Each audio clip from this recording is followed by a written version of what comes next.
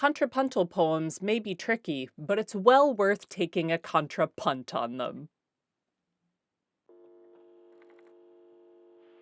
Hey guys, I am Dr. Katie Ailes from I Am Loud Productions, and in today's workshop I'm going to teach you how to write a contrapuntal poem. Contrapuntal poetry is a fascinating poetic form where basically a single piece of text can be read in multiple ways to yield multiple poems. It's like a poetic choose-your-own adventure. This is a challenging form of poetry to write, but don't worry. In this workshop, I'm going to give you a ton of examples of different approaches to contrapuntal poetry, and then I'm going to lead you step by step through how to compose one yourself. This is the first workshop on a specific poetic form of Season 2 of our Return to Form project. This is our project where we celebrate poetic form and we give guidance on how to write in it yourself. You can watch all of the videos in the Return to Form project through the playlist linked up there in the eye, and as always, big thanks to the National Lottery through Creative Scotland for making this project possible. Just like the rest of the workshops in our Return to Form series, there are two different ways that you can take the workshop. The first approach is to write along with me. So to do this, every time that I give you a step to follow on a screen like this, hit pause on the screen, do whatever the step says, do a little bit of writing, and then when you're ready to carry on with the workshop, hit play again. The second way to take this workshop is that you can just watch it all the way through without pausing so that you get a good sense of the form, you understand it, and then you can write a contrapuntal poem later in your own time. Do whatever feels best for you. All that you need for this workshop is something to write with and something to write on. Personally, I find it easiest to draft contrapuntal poetry on paper, and that's how I'm going to be showing you in my examples, but of course feel free to use a computer if that's your preference. Do whatever makes you feel most comfortable. All right, let's get to it. So what exactly is contrapuntal poetry? A contrapuntal poem is a piece of poetry made up of multiple sections of text that you can read in multiple ways to yield multiple poems. You can read individual parts of the text as their own individual poems, or you can read all of the text combined together for one greater poem. As I said earlier, it's a bit like a poetic choose-your-own-adventure. The reader has a ton of options for how to approach the poem. You might be feeling a little bit confused. It's kind of hard to describe how contrapuntal poetry works without showing you, so I'm going to show you using a bunch of examples. There are several different techniques for formatting, for laying out a contrapuntal poem, and I'm going to begin by showing you the most commonly used one. We'll begin with Harry Baker's brilliant contrapuntal poem, Jump, which he wrote specifically for this season of Return to Form. You can watch the full video of that poem featuring Harry reading it aloud and this amazing 3D move around in it yourself video experience. I don't understand it, but it's super, super cool. You can watch all of that through the link in the eye. Here's Harry's poem laid out and color-coded with each of the stanzas being a different color. There are multiple poems within this one piece of text and multiple ways of reading it, and I'm going to show you them now. One way of reading this poem is top to bottom down the columns. If you're starting with the left-hand column, you would read the red stanza first. Change comes with loss. Loss comes with grief. Grief comes with moving on comes with peace. Then you would move down to the yellow stanza. If I could guarantee everything would be safe, it would no longer be even taking a leap of faith. After that, you would go back up to the start of the right-hand column and read the green stanza. I can't go on like this. I know that much is clear. Sometimes you have to jump and trust the net will appear. And finally, you would end by reading the blue stanza. The moment I can sleep at night, having given it my best, I'll know a question of what's right is something I'll never regret. So this is the top to bottom approach of reading a contrapuntal poem laid out in this way. You could perceive each column as an individual poem, or in this piece, you could even perceive each stanza as an individual poem. It all depends on how you want to interpret it. So far, so good? All right, let's shake it up and have a little fun. The other main approach to reading a contrapuntal poem laid out like this is to read it left to right all the way across both columns. This way, in this poem, you would begin by alternating between reading lines of the red stanza and the green stanza. Here's what that sounds like. Change comes with loss. I can't go on like this. Loss comes with grief. I know that much is clear. Grief comes with moving on. Sometimes you have to jump. Moving on comes with peace and trust. The net will appear. Then you would continue on in this way, alternating between lines of the yellow stanza and the blue stanza. If I could guarantee the moment I can sleep at night, everything would be safe, having given it my best, I'll know it would no longer be even a question of what's right. Taking a leap of faith is something I'll never regret.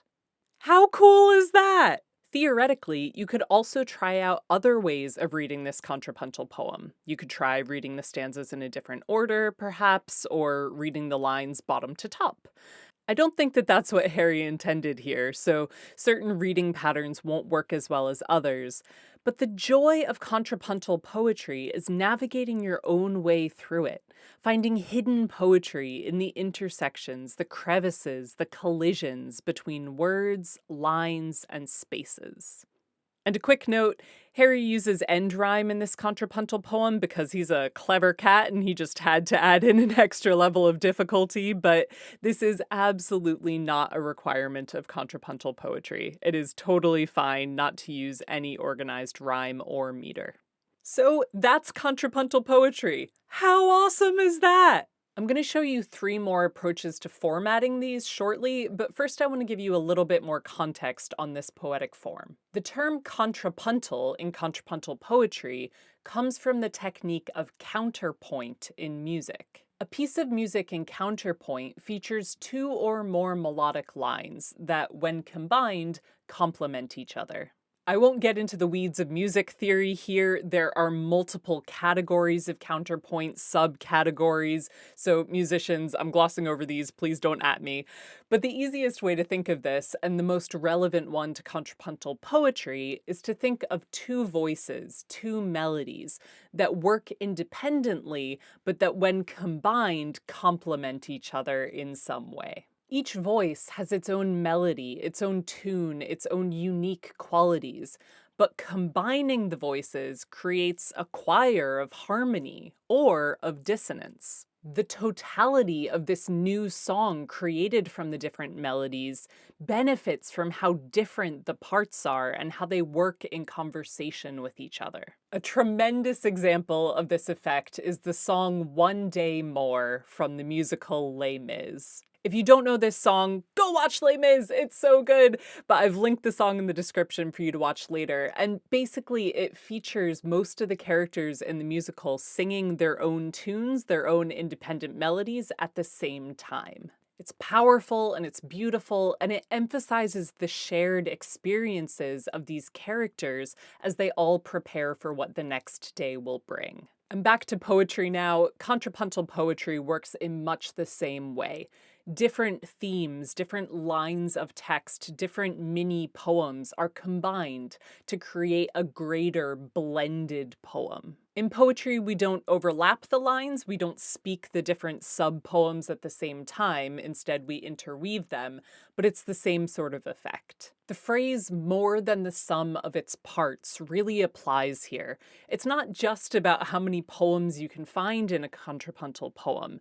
It's about how they converse with each other, whether it's harmonic or dissonance, what happens in the space between these pieces. And a great example of this is how words and phrases can change their meaning in a contrapuntal poem depending on the route that you take through reading them. For example, in Harry Baker's poem Jump, when you read the green stanza from top to bottom as a single column, you have the line, "Sometimes you have to jump and trust the net will appear." Trust here is a verb. You have to trust that the net will appear.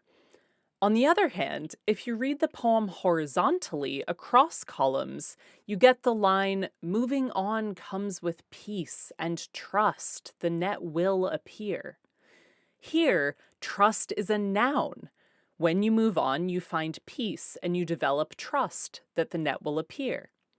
I think that this is so cool, and it's one of the niftiest aspects of contrapuntal poetry to play with. How words and even whole lines change in meaning due to the change in context from a different reading strategy. All right, before we dive into writing these ourselves, as I said before, there's no single way of laying out a contrapuntal poem. This form has been wonderfully rich with innovation.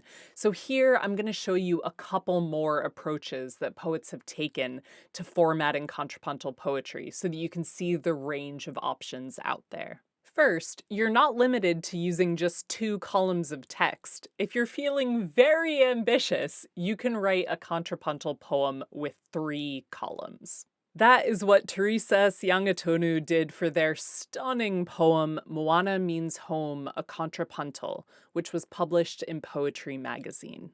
Here, you can see that the poem is arranged in 3 columns. You can read each column top to bottom as its own poem, or you can read the text left to right across the column breaks as one entire poem. Each piece works brilliantly in its own right and contributes powerfully to the poem as a whole as well. In the description, I've linked to a video of Siangatonu reading the poem, so you can hear how they place emphasis on lines and words in different ways, depending on which route they're taking through the poem. Another approach is to have multiple columns which are linked together by individual words in the center space. A gorgeous example of this is Jamal May's poem, I Do Have a Seam. And again, here I've linked in the description to a video of May performing this piece so that you can hear it in his voice. You can see how the poem consists of 2 columns and 1 word in the middle, here. Just like Harry Baker and Teresa Siangatonu's poems, you can read Jamal May's poem down the columns, either ignoring or incorporating that central word, here. But you can also read it left to right across the column break, incorporating the word here. As a quick side note, another awesome thing about this poem is how it functions like a concrete poem, a poem where how it looks is connected to what it means.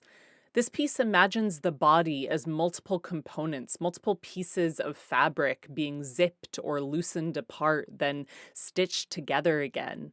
And the piece itself looks like 2 parts being drawn together by the single word here, a bit like a zipper. In this way, the visual of the poem supports its meaning, form reinforcing function. Okay, one final example of a potential approach to laying out contrapuntal poetry, then I promise we'll get to writing it ourselves. In this workshop, I just had to include Brian Bilston's incredibly clever and very funny poem, At the Intersection. This is a contrapuntal poem formatted as a Venn diagram, which voices 2 characters, him and her. Whereas in the previous examples, you've read each column individually and then the entire piece together, this piece works a little bit differently.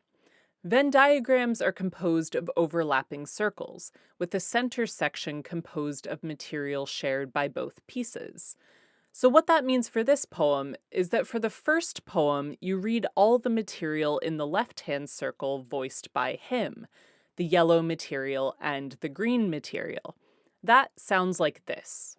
The day we went out to have an ice cream, we said nothing. Just let our silence melt in the air as we walked across the common, our love never tiring at all. Lovely sentiment there. You can also read the right-hand circle, voiced by her, again incorporating both the shared green material and just the blue material. We should have talked it over, but nothing ever seems to get in your fat head. You are so common that I wish we never met at all and I'd married Tim instead. Sounds like she has a rather different perspective on this relationship. You've probably already realized that you can also read just down the center section, the green material. We have nothing in common at all.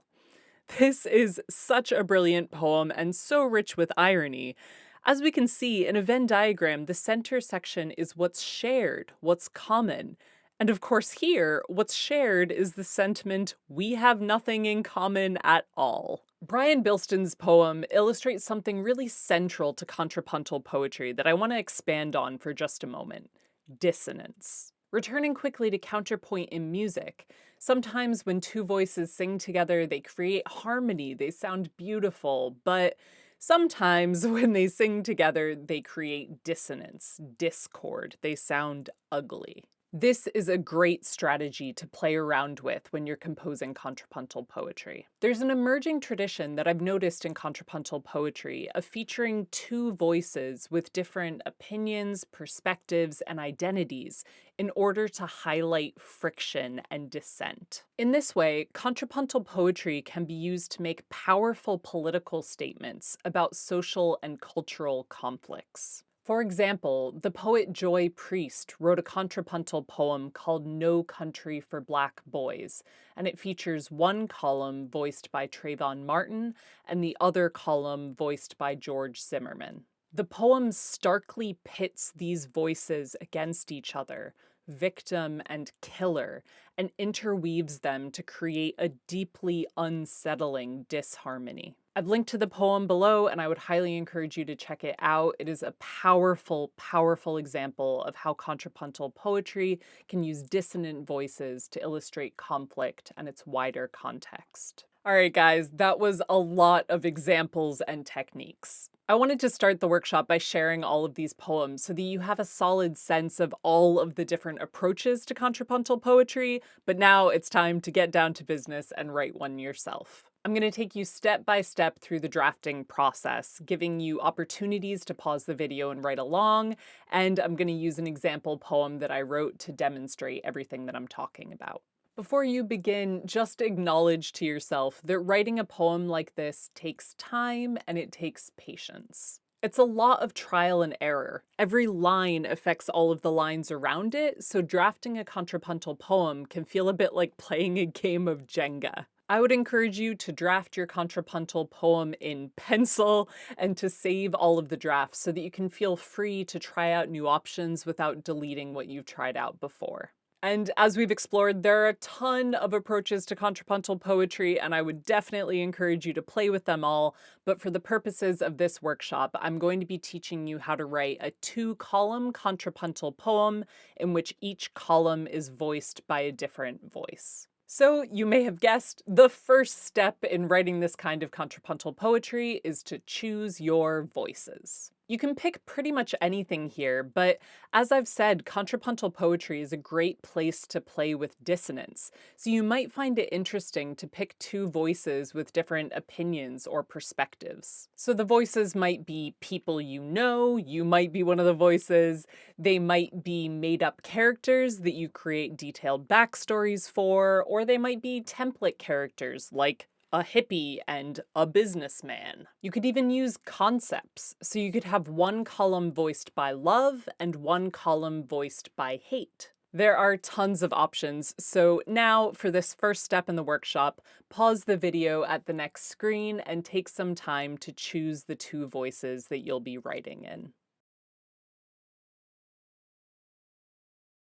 All right, now that you've chosen the voices that you're going to be speaking in for this poem, let's get to know them a little bit better. In my Introduction to Form video, I guide you through a technique called free writing, which I always use at the start of my writing process to get the creative juices flowing. This technique is particularly helpful if you're about to start writing in a complex form like the contrapuntal poem, because it means that you've already done some writing, you're coming in with ideas already, rather than just sitting staring at a blank page with a lot of rules. So for this next step, take some time to free write, and specifically, I want you to free write for 5 minutes each in the voice of each of your characters.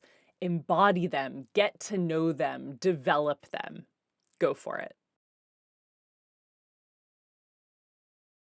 Hopefully that got your noggin muscles all warmed up and you have some ideas that you're playing around with. So the next step is to set up our page so that we can start drafting our contrapuntal poem. Happily, this could not be simpler. All that you have to do is to divide what you're writing on in half to create your columns for each voice. Here, I've just divided it right down my notebook so that I've given myself a full page to write in each voice. I have plenty of room to work. The next thing to do is to write the name of who is speaking in each column at the top of the column. So for my contrapuntal poem, I'm writing the left column in the voice of a mother and the right column in the voice of her daughter. All right, your turn. Go ahead now and set up your page. Now comes the fun part. Actually writing the thing. As I said before, this is not necessarily a linear process. It's a lot of playing around, trial and error, tinkering, and redrafting. So what I'm going to do is I'm going to talk you through my writing process and how I composed my example poem for this workshop, and I'll give you tons of guidance along the way and opportunities to pause to apply that guidance to your own poem. So for my contrapuntal poem, I wanted the voices to have contrasting perspectives. So I decided to have the mother's voice be full of love and joy and gratitude for being a parent, and in contrast for the daughter's voice to express the pain and frustration of growing up. I developed these perspectives in my free write so that when it came to drafting, I had some themes to work with. I began drafting with the mother's lines and came up with, "The day you were born, I was born again." I wanted to start simple with 2 complete phrases, 2 independent clauses. Next, I moved over to the first line of the daughter's column. My task was to write some text that connected these 2 phrases in the mother's column and was in the voice of the daughter. I thought about what the experience of birth is like for the child, and, well, they scream. So I wrote, "I screamed blue murder." I also really liked the contrast between birth and death there, which was introduced by the saying blue murder. Now that would have worked on its own, but when I tried the combined reading, it felt a little rigid to me. So I added the word but, which made it flow better. "The day you were born, I screamed blue murder, but I was born again." Next, I needed the next line of the daughter's column. "I screamed blue murder, but..." what? I rely quite heavily on assonance and consonants in my writing, and between thinking about the process of birth and playing with the sounds of words, I liked how murder and emerged sounded together, so I came up with the phrase, "somehow I emerged." And that's how I got my first 2 lines. One thing that I realized when drafting these lines, and something to keep in mind as you're drafting, is that not every line has to be a single phrase. Your first instinct might be just to use independent clauses, that is, sentences with a subject and a verb that can stand on their own, like "I was born again." But a line can contain parts of phrases, multiple phrases, whatever, and it makes writing a contrapuntal poem much easier and reading it much more interesting if you mix that up. All right, enough about my writing. It's time to get back to yours. On the next screen, pause the video and try drafting the first couple lines of your contrapuntal poem. Take as long as you need, try out different options, and save your drafts. Go for it. All right, I hope that went smoothly, but if it didn't, don't worry, I've got a lot more guidance which will hopefully help you out. So as I continued to draft my poem, something that helped me out was to remember that lines don't have to be the same length. For instance, for the mother's third line, I wrote, "we became." It's shorter than the other lines, but that is totally fine. There's no required syllable count, no meter, etc. So lines can be as long or short as you need them to be. In case that gave you an aha moment, and I hope that it did, I will give you a chance to pause here and apply that to your writing, continue drafting, go for it.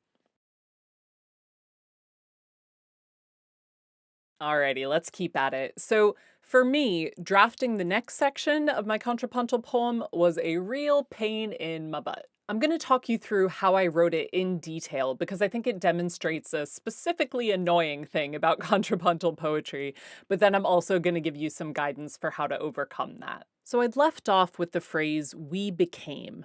And for the mother's column, I was thinking, okay, what would a happy mother describing a positive relationship with her child say? So I wrote harmony, partnership. And then, because I like the rule of three and I wanted to add a third thing to that list, I drafted and I redrafted, and I finally came up with the phrase, a branch rooting into a tree. I had this weird image in my head of a person feeling like a random branch suspended in the air, and then starting a family and feeling rooted because of it. It was strange, but I felt like it had potential. Next, I flipped back to the daughter. I wanted to keep up the violent language here and stick with the idea of birth and becoming as a painful process. I wrote the phrase kicked into existence, and I liked that. And then I just free drafted, again using assonance and consonants, and kicked and existence brought up the word litany for me. And I liked the phrase litany of pain, so I wrote that down. But then what? I had a lot of weird disconnected words and phrases, and they didn't really make sense. We became, kicked into existence, harmony, partnership, litany of pain, a branch rooting into a tree. I needed some little words to connect them. So first I focused on the daughter section. I added a after kicked into existence, so the phrases were connected. But then that presented issues for the combined reading, because then I had a at the start of the first item in the list and the last item of the list, a harmony, a branch rooting into a tree, but I didn't have a at the start of the other two items, harmony, partnership. This bugged my weird little perfectionist brain. So I added a to all of them. But that didn't work, because then I'd have two a's in some places in the combined reading, like before litany of pain in the daughter's reading, one at the end of line 3 and one before line 4. But if I took that one out before line 4, then there wouldn't be an before that line, and it would be inconsistent. Ah! I won't bore you with all of the different solutions I tried, it was a lot, but what I eventually did was I cut out those uhs that I had added, and I changed the phrase a branch rooting into a tree to plural, so that it wouldn't need an a. And happily, this phrase actually works better. I like the idea of a family tree growing backwards from the branches into the ground, of multiple individuals becoming a unit. So what I eventually came up with was, we became, kicked into existence, a harmony, partnership, litany of pain, branches rooting into a tree. That isn't the smoothest of sentences, and grammatically it is super funky, but that brings me to my piece of advice. Do not be too precious about grammar when you're composing a contrapuntal poem, or you will drive yourself nuts. There are a bunch of sentence fragments in my poem, a lot of other weird grammatical no-nos, but do not sweat it. If you're like me, if you're a grammar nerd, just turn off that part of your brain. The point isn't the grammar, the point is the poetry. I also realized part of the way through writing that in order for the poem to work, I couldn't use capitalization at the starts of sentences. If you want to do that consistently, then every time that you start a new sentence in the poem, that has to be the start of a new sentence in every possible approach to reading the poem. That can get really tricky, and it adds a new level of difficulty to drafting a contrapuntal poem, so my advice is, if you want to keep it simple, just write the whole thing in lowercase, like I ended up doing, or write the whole thing in all caps. All right, that was a lot of guidance without any pauses for you to write, so I'm going to give you some time now to get back to your drafting, keeping all of this in mind and being a bit relaxed with yourself when it comes to grammar and capitalization. Go for it. Hopefully now you are getting the hang of this and you've got a bit of material drafted. In the interest of keeping this workshop from being 17 hours long, I am now going to skip ahead and I'm going to show you how I found an ending for my poem. Totally cool. If you are not at that point yet, that is all good. Take all the time that you need to continue drafting. But yeah, at this point, I'm going to show you how I found a potential stopping place for my example poem. So fast forwarding through the drafting of the next section, as it was a lot of trial and error and adding and deleting little bits, but eventually what I came up with was the combined lines, How then could I have known what would bloom was the tumult of glorious growth?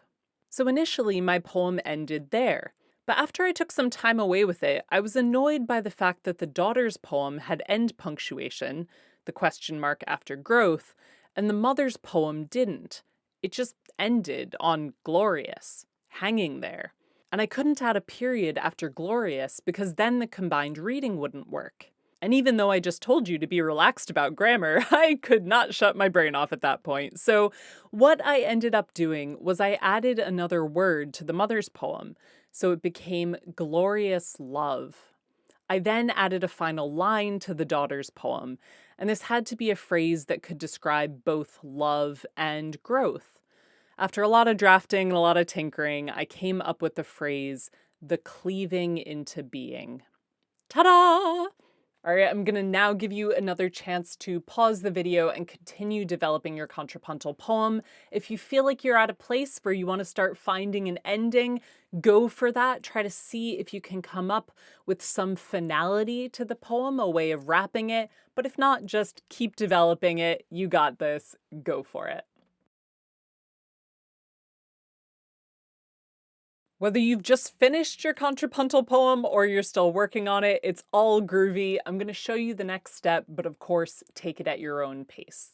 If you are anything like me, your drafting process will have left multiple sheets of chaos all over your desk.